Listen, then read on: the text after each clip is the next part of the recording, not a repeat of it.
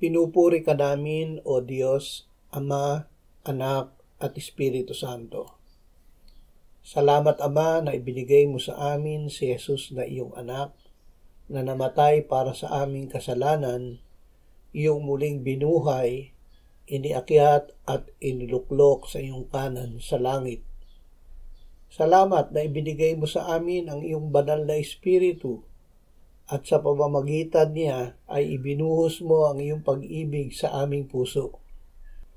Salamat, Ama, sa sinabi mo sa iyong salita na ginawa mo sa amin. Kami na patay dahil sa kasalanan ay binuhay mo kasama ni Kristo at pinaupong kasama niya sa kalangitan.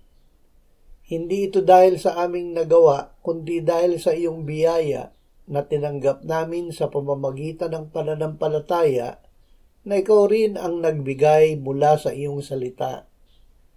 Salamat na hindi na ang sarili namin ang nabubuhay, kundi ang iyong anak na namatay at iyong muling binuhay dahil sa amin. Amen.